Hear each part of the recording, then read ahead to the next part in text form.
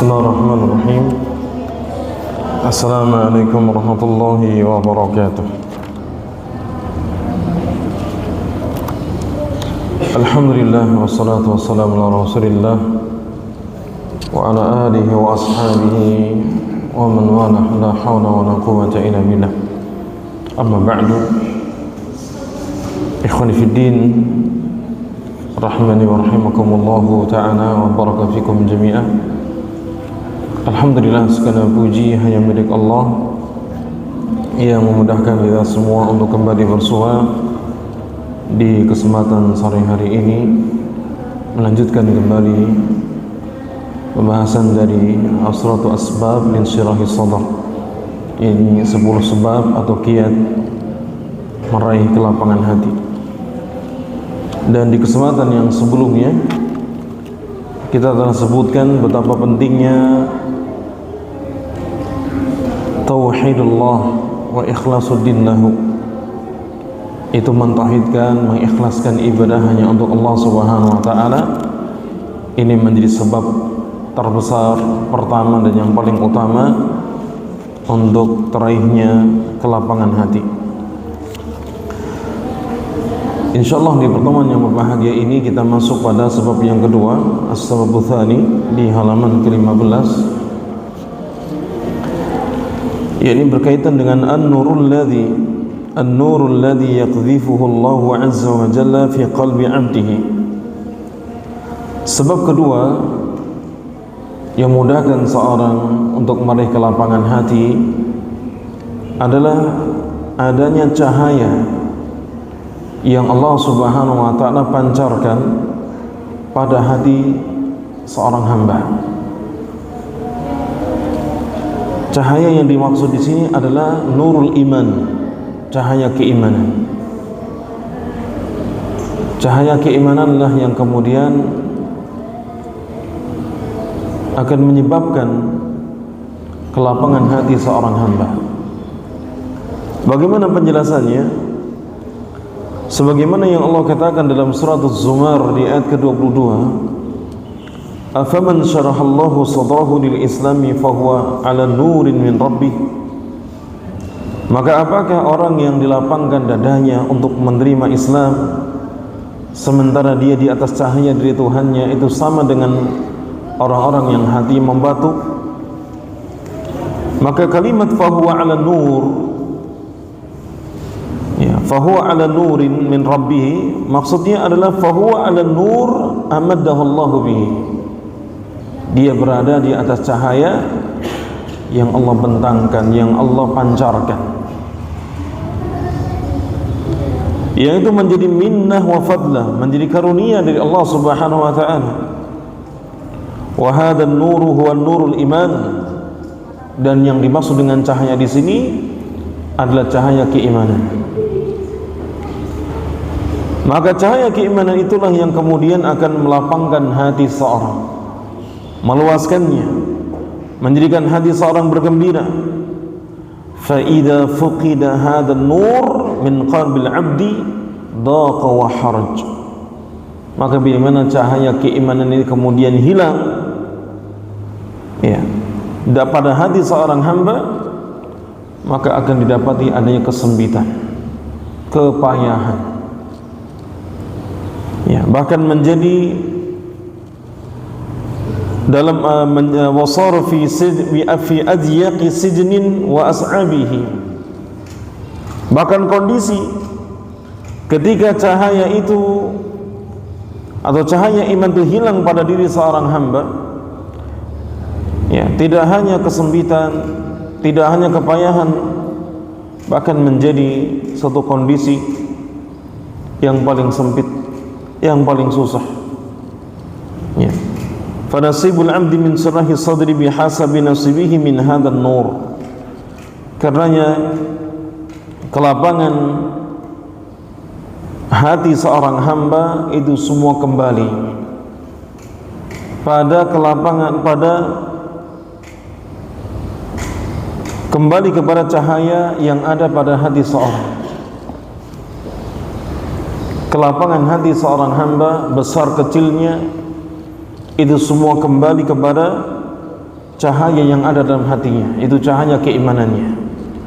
Semakin baik, semakin berkualitas, semakin sempurna keimanan seorang hamba, ya, maka itu sangat mempengaruhi daripada kelapangan hatinya.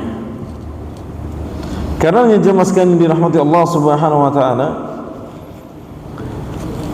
Al-Imam Al-Hafidz Ibnu Rajab Al-Hambali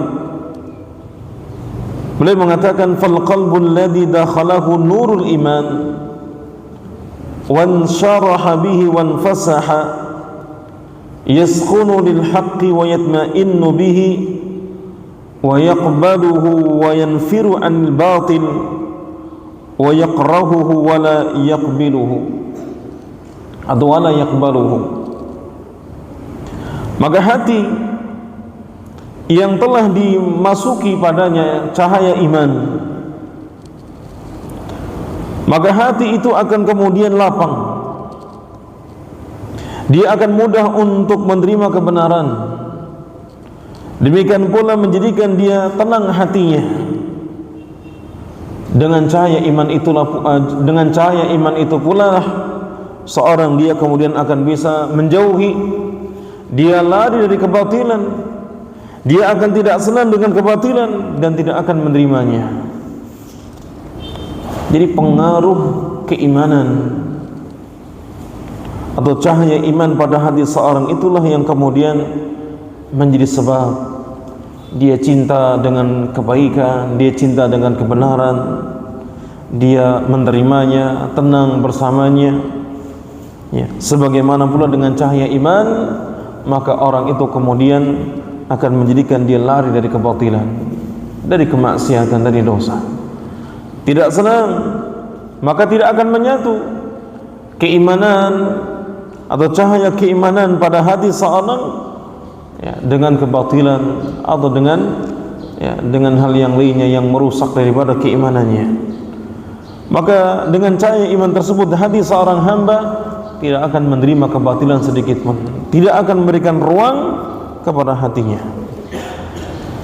Walihada yanbaghi 'alal 'abdi an yadma'a fi hadha an-nur tama'an 'azima wa yarju min rabbih an yaj'alahu minal ladzina akramahumullahu bi nuril iman minnatan minhu wa fadla.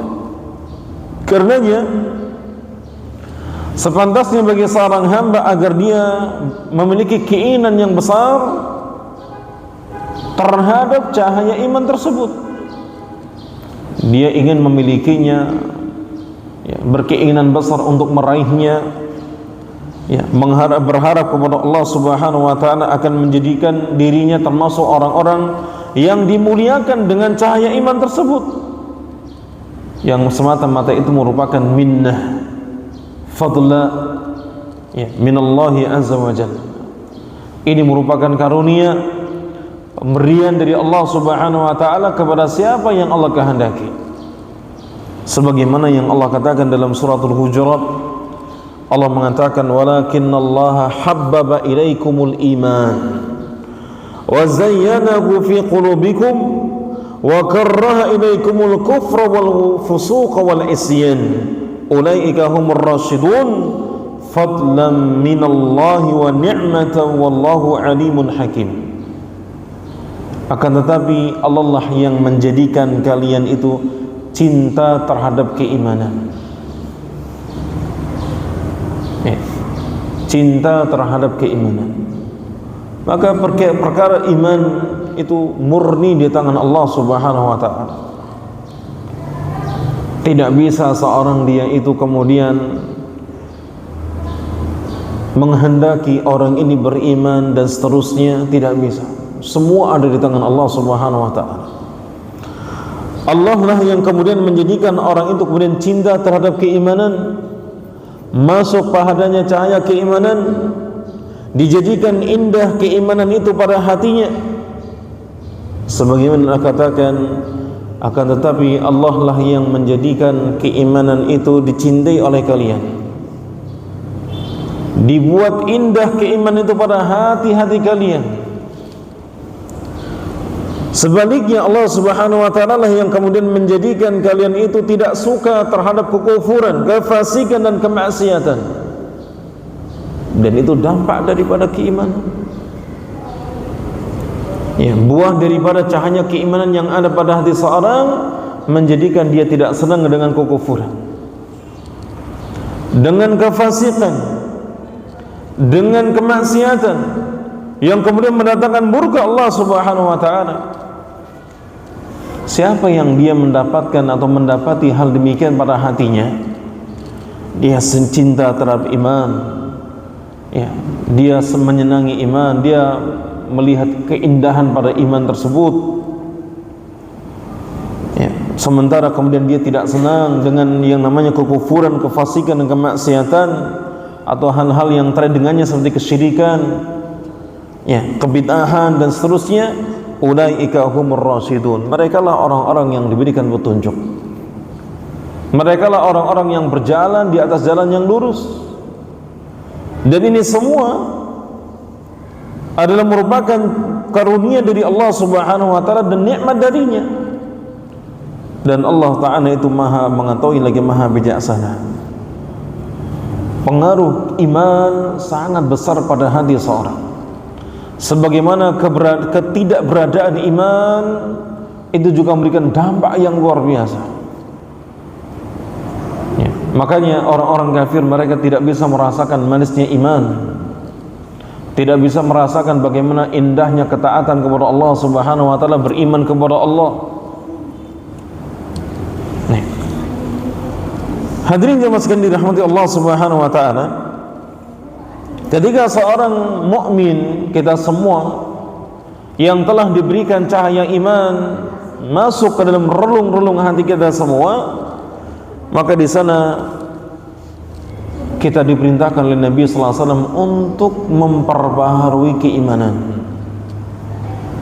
Maka dikatakan fayas'alu rabbahu an yujaddidal iman fi qalbihi, maka mintalah kepada Tuhannya, itu kepada seorang mukmin minta kepada Allah Subhanahu wa taala agar Allah taala memperbaharui keimanan pada hatinya, supaya bertambah lagi cahaya iman tersebut, bertambah lagi sinarnya, sehingga semakin dia akan mencintai hal-hal yang kaitannya dengan keimanan, baik itu berkaitan dengan perbuatan, ya, ataupun dengan ucapan atau yang lainnya.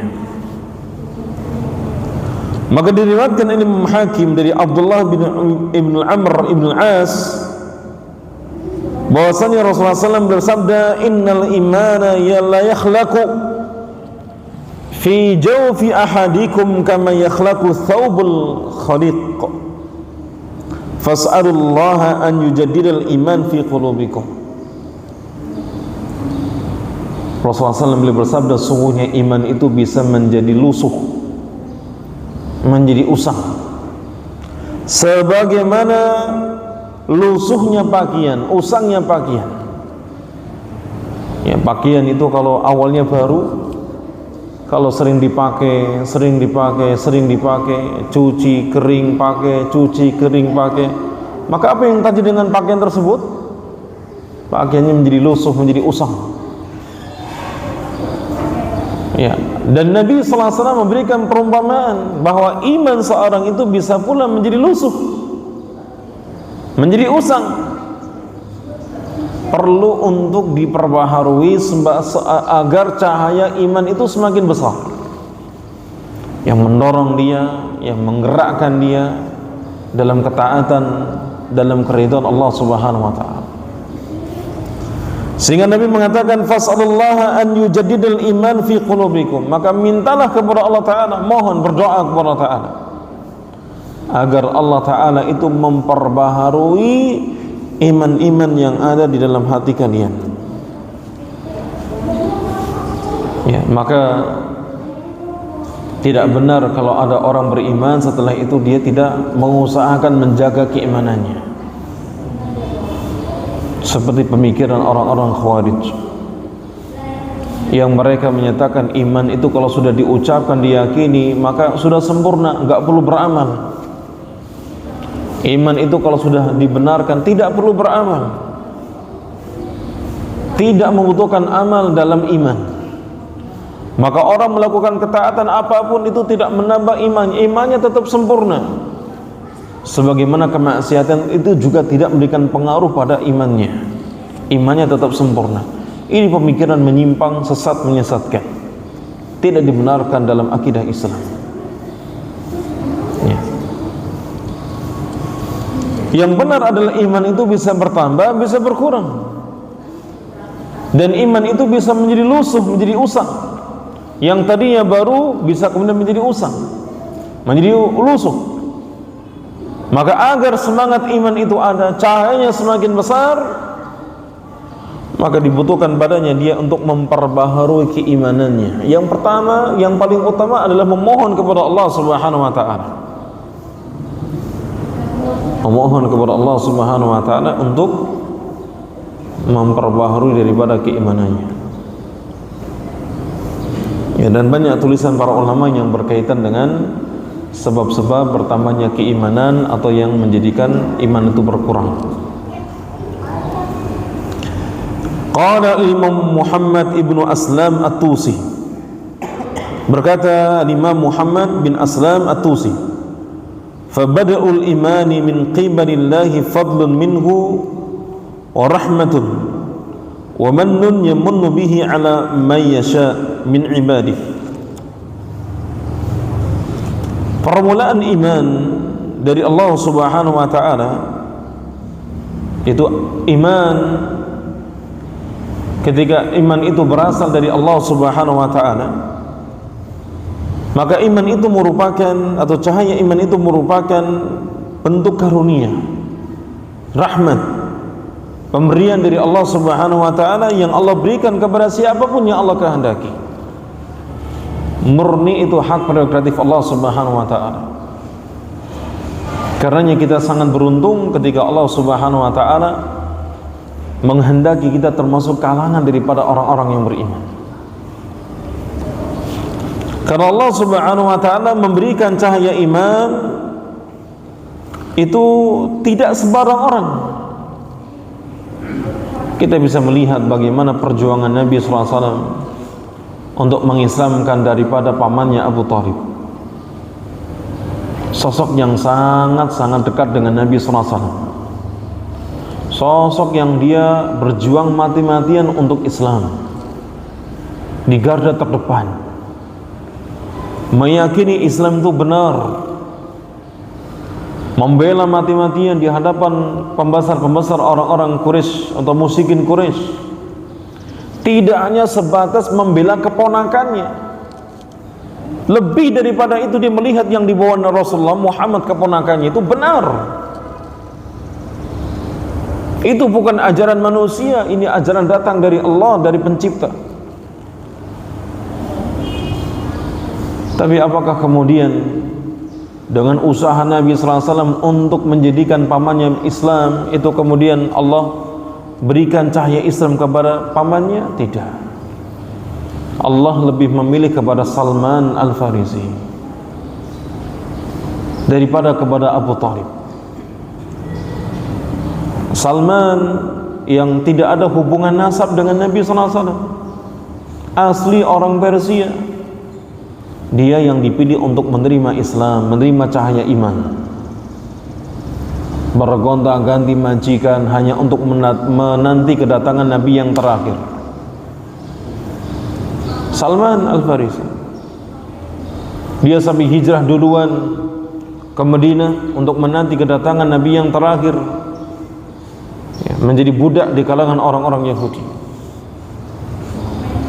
Berbeda dengan Abu Thalib, Allah jadikan tetap dalam kehidupannya dia kufur, berada di atas kesyirikan sampai akhir hayatnya, sampai detik-detik kematiannya. Nabi tetap berupaya untuk menjadikan Abu Thalib masuk Islam, mengucapkan kalimat syahadat. Itu pun Allah tidak menghendakinya. Allah memberikan kepada siapa yang Allah kehendaki di antara para hambanya. Para ulama mereka juga menyebutkan hikmah Kenapa Allah Ta'ala menghendaki Abu Talib itu kafir, tidak menerima cahaya Islam sedikit pun? Padahal kebenaran ada, dia mengakuinya, berjuang dengan hartanya, dengan kekuasaannya, dengan jabatannya. Tapi Allah tetap menjadikan, mentakdirkan Abu Talib ini kafir. Ya, maka dikatakan oleh para ulama, hikmahnya diantaranya adalah dengan ketidakislamannya Abu Talib dalam kehidupannya itu menjadikan Nabi mendapatkan perlindungan yang maksimal. Nabi SAW itu mendapatkan perlindungan, penjagaan dari pamannya secara maksimal karena dia ditokohkan. Lain ceritanya ketika pamannya itu kemudian masuk Islam, maka tidak ada yang bisa menjaga, melindungi Nabi SAW dari mara bahaya, dari penindasan, kezaliman orang-orang kafir Quraisy. Ya, pamannya saja yang masih kafir, Nabi itu terancam. Ya, mendapatkan beberapa kali gangguan, tidak leluasa untuk berdakwah. Maka di antara hikmah terbesar kenapa Abu Talib tetap dalam kondisi kafir adalah untuk memberikan penjagaan, perlindungan yang maksimal, ya, kepada Nabi SAW. Karena dengan ketokohannya dia menjadi pembesar Quraisy, itu dihargai, tidak sembarangan, ya, untuk menyakiti Muhammad karena dia di bawah perlindungan Abu Talib. Ya, 6. Fayaqdhifu fi qalbihi nuran yunawiruhu bihi qalbah. Maka Allah Subhanahu wa taala ketika memilih pada seorang hamba cahaya keimanan, ya, atau memilih pada seorang hamba itu untuk beriman, fayaqdhifu fi qalbihi nuran, Allah pancarkan cahaya pada hatinya. Yunawiruhu fi min bihi qalbahu, Allah terangi hatinya itu dengan cahaya tersebut. Wa yasrahu bihi sadrahu, maka hatinya pun menjadi lapang. Ya, Allah lapangkan hatinya. Wa yaziru fi qalbihi al-iman wa yuhabbibuhu ilaihi, maka ditambahkan, ya, setelah dipancarkan cahaya iman, ya, diterangi hatinya dengan keimanan, dengan cahaya tersebut, dilapangkan dadanya, Allah tambahkan pada hatinya itu keimanan, dijadikan dia cinta kepada keimanan. Maka bila mana telah Allah Subhanahu wa taala berikan cahaya kepada hatinya dan dibuat indah keimanan pada hatinya, dijadikan cinta pada orang tersebut kepada keimanan, amana qalbuhu billah, maka hatinya pun kemudian akan beriman kepada Allah Subhanahu wa taala. Jadi prosesnya demikian. Proses kemudian orang itu akan beriman kepada Allah, beriman kepada para malaikatnya, kitab-kitabnya, rasul-rasulnya, hari akhir, hingga kepada takdir yang baik ataupun yang buruk, adalah diawali ketika Allah Subhanahu wa taala memancarkan cahaya keimanan pada hati seorang hamba. Diterangi hatinya dengan iman, dilapangkan dadanya untuk menerima iman, ditambahkan lagi keimanan pada hatinya, dijadikan cinta dia terhadap keimanan, ya, maka kemudian hatinya pun akan mudah menerima untuk beriman kepada Allah, beriman kepada malaikat-malaikatnya, kitab-kitabnya, rasul-rasulnya, beriman kepada hari akhir, beriman kepada takdir yang baik maupun yang buruk, semuanya dari rukun-rukun iman yang ada. Wa amana bil ba'thi wal hisabi wal jannati wan nari hatta ka'annahu yara atau yanzuru ila dzalik. Bahkan kemudian dia pun beriman kepada hari kebangkitan, beriman sampai kemudian seakan-akan dia itu melihat, ya, hal itu semua itu dengan keimanan, ya. Dengan imanlah kemudian seorang itu akan meyakini, ya, adanya hari kebangkitan, hari penghisaban, mengimani tentang surga dengan kelezatan kehidupan di dalamnya, kenikmatannya. Demikian dengan neraka, bagaimana itu menjadi tempat azab, ya, tempat siksa yang ketika orang masuk maka pasti akan binasa.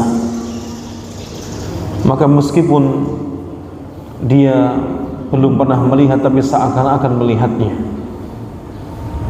maka disebutkan dalam hadis Muslim dari sahabat Abu Hurairah tentang adanya malaikat-malaikat yang tugasnya khusus mencari majelis-majelis ilmu, majelis-majelis zikir. Bila mana di sana ada majelis ilmu, majelis zikir, maka para malaikat kemudian akan meliputi mereka, duduk bersama mereka, duduk bersama orang-orang yang sedang duduk dalam majelis ilmu. Kemudian para malaikat itu akan mengamati apa yang diperbuat oleh orang-orang yang duduk dalam majelis ilmunya. Ya. Bila mana majelis itu telah bubar, usai, maka malaikat itu akan kembali kepada Allah, menghadap dan melaporkannya. Maka para malaikat yang ditugaskan khusus mencari majelis ilmu itu akan ditanya, min aina ji'tum, kalian barusan dari mana? Para malaikat itu akan mengatakan, min ibadika, dari sisi hambamu yang terbaik yang ada di muka bumi ini. Itu mereka yang berada dalam majelis-majelis zikir atau majelis ilmu. Kemudian para malaikat itu akan ditanya, madza yasnaun, apa yang sedang mereka lakukan? Para malaikat itu akan mengatakan, yusabbihunaka wa yahmadunaka wa yuhallilunaka wa yukabbirunaka wa yastaghfirunaka. Orang-orang yang di majelis itu mereka bertasbih, bertahmid, bertahlil, bertakbir sampai beristighfar kepadamu yang diperbuat di dalamnya. Apakah ada yang mereka minta kepadaku? Para malaikat akan mengatakan, yas'alunakal jannah, mereka minta kepadamu surga. Kemudian Allah balik bertanya, apakah mereka telah melihat surga, bertemu dengan surga, kok minta surga? Para malaikat mengatakan, belum pernah melihat surga. Allah pun mengatakan, bagaimana kalau mereka itu telah melihat surga, telah mengunjungi surga, telah melihat kenikmatan, keindahan surga? Tentu mereka akan bersemangat untuk memintanya, tidak pernah kemudian berhenti meminta daripada surga. Apakah mereka minta perlindungan kepadaku? Para malaikat mengatakan, iya, mereka meminta perlindungan kepadamu dari siksa nerakamu. Allah pun bertanya kembali, apakah mereka telah pernah melihat neraka, berkunjung, bertemu dengan neraka, melihat siksa dan azabnya? Belum pernah. Maka Allah mengatakan, bagaimana kalau mereka itu kemudian pernah melihat neraka, tidak melihat saja sudah minta perlindungan, belum pernah melihat surga saja sudah kemudian meminta surga, maka apalagi kalau dia atau mereka melihat neraka dan surga. Maka inilah iman jamaah sekalian dirahmati Allah Ta'ala. Itulah pengaruh daripada cahaya keimanan. Bila masuk pada relung hati seorang, maka mudah baginya untuk mengimani hal-hal yang berkaitan dengan rukun-rukun iman atau yang bercabang darinya. Fa idza amana qalbuhu nataqa lisanuhu musaddiqan lima amana bihi alqalbu. Bila mana hati itu telah mengimani, telah beriman dengan segala hal yang kaitan dengan rukun-rukun iman atau yang bercabang darinya, maka lisannya pun akan mengucapkan keimanannya, membenarkan apa yang diimani oleh hatinya. Ya. Artinya menjadi mukmin yang sejati, beda dengan orang-orang munafik. Orang munafik itu munculnya di zaman fase Madinah, tepatnya di tahun kedua Hijriah. pada peristiwa perang Badar. Nabi sallallahu alaihi wasallam ketika mendatangi kota Madinah, maka di sana ada 3 kelompok besar manusia. Yang pertama kelompok Yahudi, ada Bani Quraidah, ada Bani Nadir, ada Bani Quraiqah. Yang Nabi begitu datang ke Madinah langsung mengadakan perjanjian damai dengan mereka. Melanggar maka diperangi. Orang-orang Yahudi diberikan kebebasan untuk mereka tetap dalam agamanya atau mengikuti Nabi sallallahu alaihi wasallam. Ya. Kemudian yang kedua ada kalangan Ansor. Itu penduduk asli Madinah yang sudah beriman, berasal dari dua suku yang besar, suku Aus dan suku Khazraj. Itu mereka yang beriman, yang menawarkan kepada Nabi SAW untuk datang kepada kota Madinah dan menjamin keamanan dan melindungi dan siap membantu. Ini kelompok yang kedua. Yang ketiga, penduduk asli Madinah yang belum beriman, yang tidak beriman dan tidak masuk dalam kalangan Ansor. Itu orang-orang musyrikin. Orang-orang musyrikin dari kalangan penduduk asli Madinah yang belum beriman. Di tahun kedua Hijriah, pertama kali meletus perang Badar,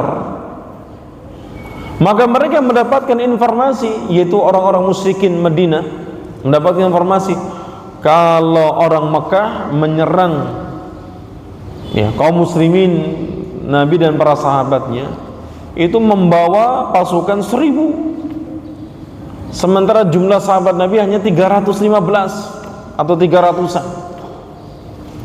Maka orang-orang musyrikin penduduk asli Madinah itu merasa khawatir, ketakutan. Ini kalau kita kalau kemudian nanti Muhammad dan sahabat semuanya kalah, kita celaka. Maka dari situlah kemudian orang-orang musyrikin ini mereka menyatakan keislamannya. Mereka menyatakan keislamannya itu dalam rangka dalam rangka untuk mereka terselamatkan dari kekhawatiran kalau seandainya perang Badar itu kalah, kaum muslimin mengalami kekalahan, mereka akan tertindas menjadi tawanan. Maka akhirnya mereka bergabung dengan pasukan Rasulullah SAW. Tapi mereka mengucapkan kalimat iman, mereka masuk Islam itu hanya dengan lisannya, bukan dari hatinya. Hatinya mereka tetap kufur. Mereka hanya menyelamatkan dirinya, hartanya.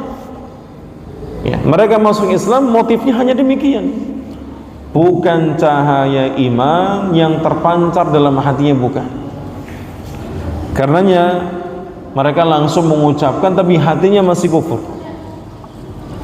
Berbeda dengan orang-orang mukmin yang keimanan mereka diawali dengan cahaya iman yang masuk ke dalam relung hati mereka, dipancarkan oleh Allah Subhanahu wa taala, dilapangkan dada mereka, dijadikan mereka cinta kepada iman. Dijadikan mereka itu kemudian mencintai keimanan, dibuat indah oleh Allah Subhanahu wa taala. Sehingga kemudian mereka pun mudah untuk beriman kepada Allah, kepada malaikatnya, rasulnya, kitab-kitabnya dan seterusnya. Dan ketika iman itu sudah terpatri dalam hati mereka, sudah mereka yakini dalam hati mereka, maka akan mudah untuk diucapkan dengan lisannya. Wa aqarra bidzalika wa syahida an la ilaha illallah wa anna Muhammadar Rasulullah. Maka terucaplah dalam lisan mereka, ditetapkan keimanan mereka dengan mereka mengucapkan 2 kalimat syahadat, itu persaksian tidak ada yang berhak disembah kecuali Allah Subhanahu wa taala, dan bahwasanya Muhammad itu adalah utusan Allah Subhanahu wa taala. Wa anna hadhihi al-asya'a allati amana biha al-qalbu fa hiya haqqun. Maka semua ini yang telah diimani oleh hati semua adalah kebenaran. Maka apabila hati itu telah beriman, lisan itu telah mempersaksikan, aminatil jawarih fa ata'at amrullah, kemudian telah diwujudkan dalam perbuatan anggota badan, maka mudah bagi anggota tubuh lainnya untuk melaksanakan perintah Allah Subhanahu wa ta'ala, untuk mengamalkan daripada konsekuensi daripada iman. Karena iman itu tidak hanya pembenaran tetapi juga perbuatan, qaulun wa amalun. Iman itu ucapan dan perbuatan. Wa adat haqqallah 'alaiha fi faraidihi wa intahat an maharimillah imanan wa tasdiqan bima fil qalbi wa nataqa bihi lisan fa idza fa'ala dzalika kana mu'minan. Maka jadilah hati itu kemudian, atau anggota badan itu kemudian mereka mengamalkan daripada perbuatan-perbuatan iman, melaksanakan hak-hak Allah Subhanahu wa ta'ala dalam hal kewajiban-kewajibannya. Demikian pula menjauhi daripada hal-hal yang Allah haramkan, imanan wa tasdiqan. Ini semua adalah sebagai bentuk keimanan dan pembenaran yang ada pada hatinya dan yang diucapkan oleh lisannya. Maka bila mana hal itu telah dilakukan, jadilah dia seorang mukmin yang sejati. Maka mukmin yang sejati itu diawali dengan pancaran cahaya iman yang ada pada hatinya, kemudian terucap oleh lisannya, setelah itu dilakukan, diamalkan oleh anggota badannya. Nah, hadirin jamaah sekalian dirahmati Allah Subhanahu wa ta'ala, kita masuk pada sebab yang ketiga. Ya, sebab yang ketiga, as-sababu salits tahsilul ilmi an-nafi'. Di antara hal yang menjadikan seorang itu meraih daripada keimanannya adalah tahsilul ilmi nafi'. Dia mendapatkan ilmu yang bermanfaat. Ya, dia mendapatkan ilmu yang bermanfaat. Fakullama zadu tahsilul 'abdi min al-'ilmi asy-syar'i al-mustamiddi min kitabillahi 'azza wa jalla wa sunnati nabihi sallallahu alaihi wasallam, zada insirahu sadrihi wa zada salahu halihi. Ya, dikatakan kaitannya antara ilmu dengan ketenangan atau kelapangan hati. Setiap kali bertambah pada diri seorang hamba, yaitu ilmunya, ilmu syar'i, ilmu agama, bertambah ilmu agama pada diri seorang hamba yang bersumberkan dari Al-Quran dan Sunnah Nabi-Nya yang mulia sallallahu alaihi wasallam, maka bertambah pula lah daripada ketenangan hatinya, kelapangan hatinya, bertambah pula semakin baik kondisinya, kondisi daripada hatinya. Karenanya jemaah sekalian dirahmati Allah Subhanahu wa ta'ala, menuntut ilmu tidak hanya seorang dia itu bertambah daripada riwayat-riwayatnya, bertambah daripada pengetahuannya, wawasannya, bertambah pula misalkan tambahan kitabnya, ya, atau hadisnya misalkan. Tidak itu hanya saja, atau tidak hanya itu saja, tapi yang lebih penting adalah bahwasanya ilmu agama adalah menjadi sebab yang menjadikan seorang itu bertambah daripada kelapangan hatinya, semakin baik daripada kondisi hatinya. Karenanya jauh-jauh hari para ulama mereka mengingatkan kepada kita seperti Sufyan Ats-Tsauri. Ya, beliau mengatakan innama yuta'allamul ilmu liyuttaqallahu bihi. Sesungguhnya sesungguhnya orang itu menuntut ilmu adalah supaya dia semakin bertakwa kepada Allah Subhanahu wa ta'ala. Jadi tujuan ilmu itu dipelajari, dituntut adalah semakin menjadikan orang itu bertakwa kepada Allah Subhanahu wa ta'ala. Tolong dikondisikan itu anak-anak biar nggak ngobrol nanti.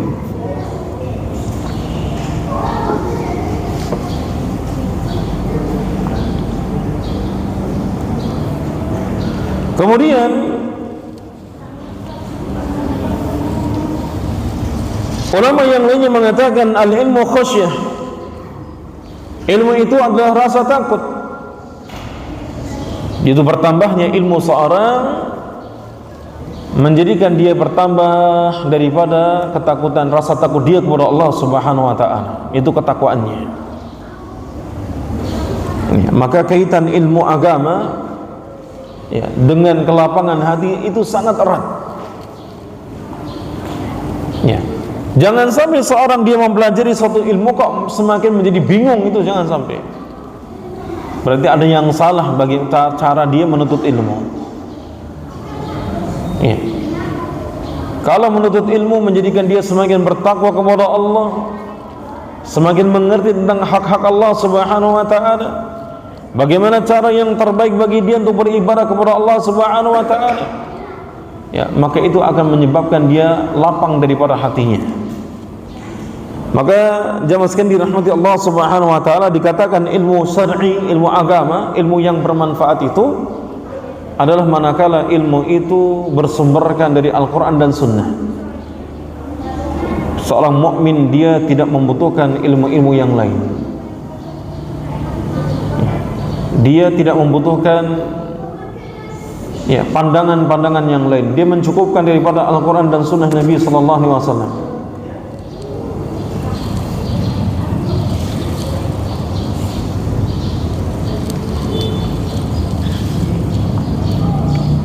Ilmu yang bermanfaat itu adalah ilmu yang bersumberkan dari Al-Quran dan Sunnah, yang kemudian dipahami oleh pemahaman salaful ummah, yang mereka telah dikenal dengan kebaikannya, keselamatannya.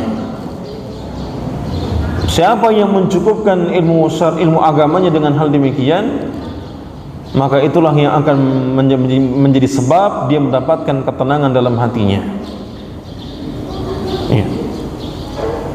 Maka hati-hati dengan ilmu-ilmu yang dinisbatkan kepada agama namun tidak menjadi bagian daripada ilmu agama, seperti ilmu kalam, ilmu filsafat misalkan, ilmu mantiq, atau hal-hal yang lain yang dianggap bagian daripada ilmu agama, ilmu seperti ilmu tasawuf gitu misalkan. Maka itu bukan bagian daripada Islam, bukan termasuk ilmu syar'i, tidak ada kewajiban untuk mempelajarinya. Ya, mencukupkan kita dengan Al-Quran dan Sunnah itu satu hal yang sudah lebih daripada cukup. Ya. Al-Imam Ibnu Qayyim rahimahullah ta'ala itu adalah sosok yang dikatakan dia mantan sufi. Dalam kitabnya Fawaidul Fawaid itu menjelaskan bahwa di antara keyakinan orang-orang sufi, mereka mengatakan bahwasanya Quran dan Sunnah itu tidak ada padanya ilmu atau pengetahuan, sehingga mereka tidak meyakini adanya ilmu pada Quran ataupun Sunnah.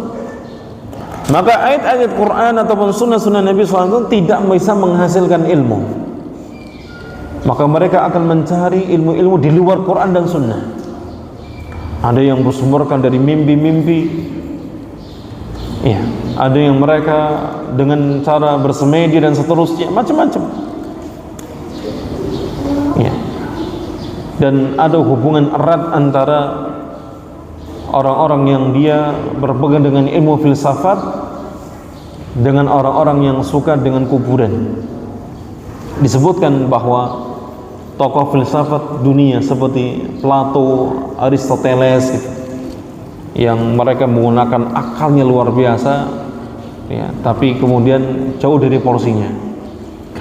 Kalau mereka sedang bundet, ruwet dan mumet, maka untuk meraih ketenangan hati itu mereka datang ke kuburan, datang ke kuburan gurunya, datang ke makam gurunya misalkan. Kemudian mereka akan tidur per malam. Iya. Nanti setelah semalam, beberapa malam pulang, maka mendapatkan ide-ide baru, tenang hatinya, lapang hatinya. Ya. Jadi ada hubungan erat antara ahli kalam dengan ahli kubur. Ya. Mereka 11-12.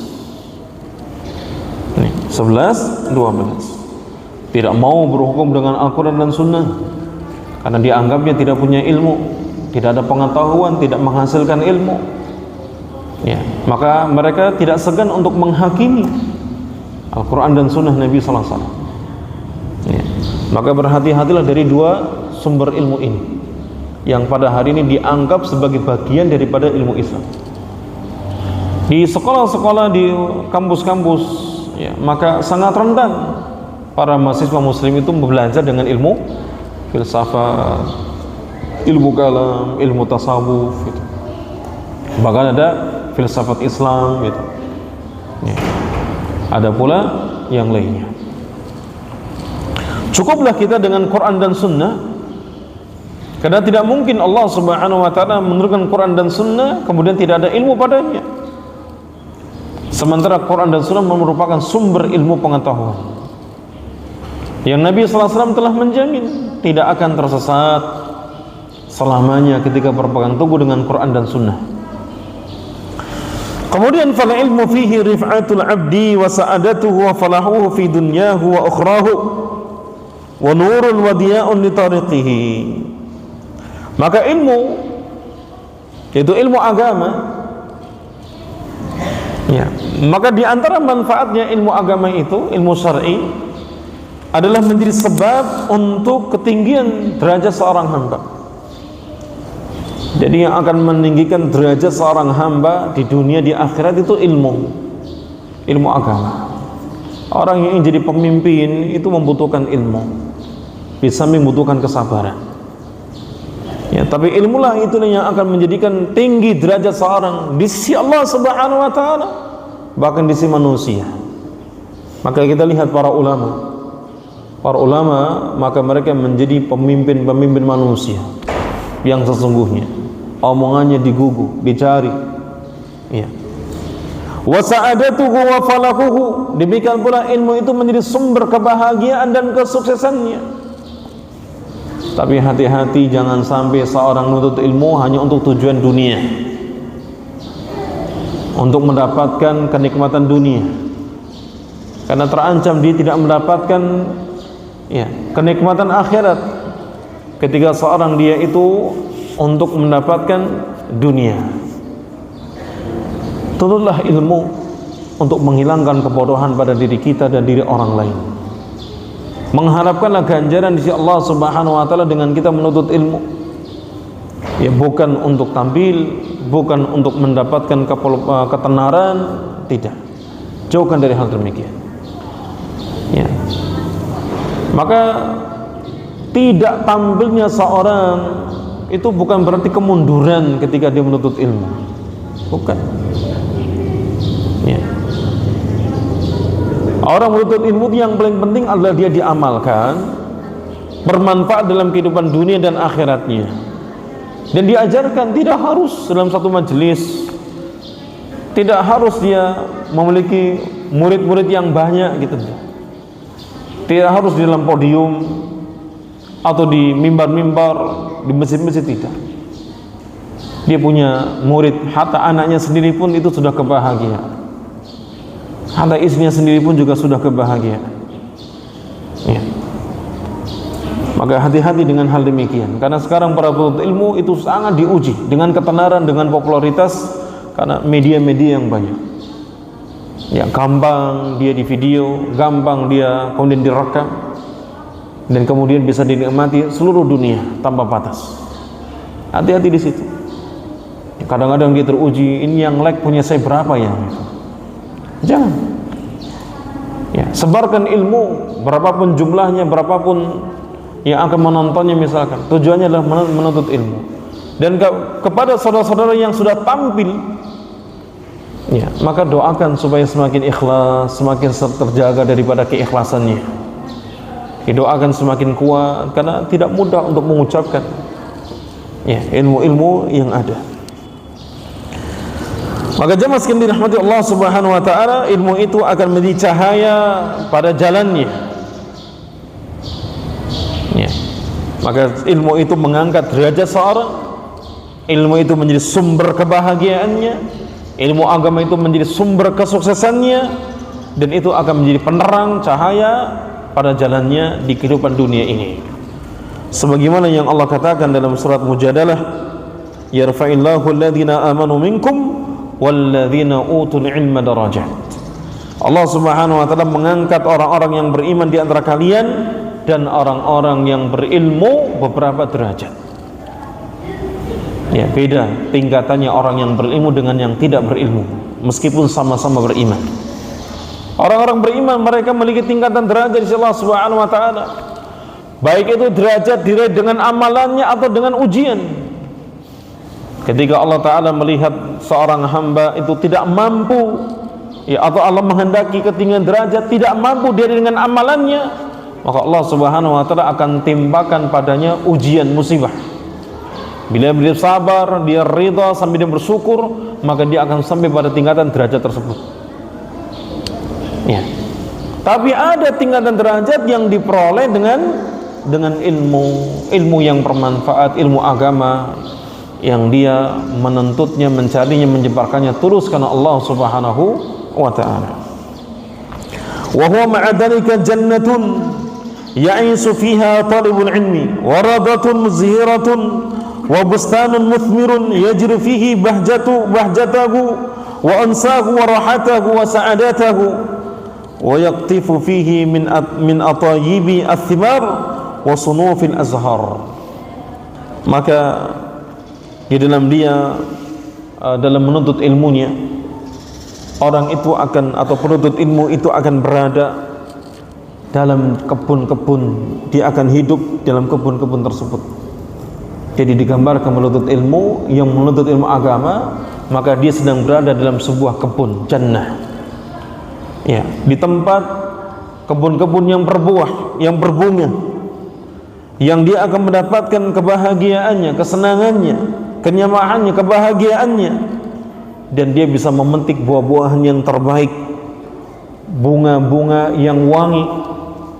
Orang kalau dalam menuntut ilmu, maka dia bisa akan mendapatkan ilmu-ilmu apapun yang dia inginkan, ya, asalkan dia benar dalam tadarrujnya, tahapan dia dalam menuntut ilmu.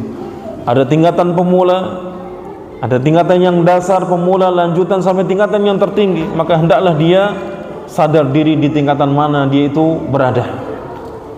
Jangan tergesa-gesa dalam seorang menaiki tangga tahapan dalam menuntut ilmu, karena itu akan menentukan nasibnya, ya, sejauh mana ilmu yang akan diperolehnya. Ya, seorang yang dia tidak merasakan, ya, tahapan-tahapan yang mendasar langsung kepada tingkat yang tertinggi, maka dia tidak akan mendapatkan ilmu yang bermanfaat, hanya kesia-siaan waktu yang dihabiskannya. Maka bersabarlah ketika menuntut ilmu pada tingkatan yang dasar, karena setelahnya dia akan memasuki hal-hal yang lebih indah lagi. Hadirin jamaah sekalian dirahmati Allah Subhanahu wa taala, kita cukupkan di kesempatan yang baik ini pada sebab yang ketiga. Lain waktu dan kesempatan yang kita sambung kembali. Aqulu qouli hadza wa sallallahu ala nabiyyina Muhammadin wa ala alihi wa sahbihi ajma'in wa akhiru da'wana alhamdulillahi rabbil alamin. Assalamu alaikum warahmatullahi wabarakatuh.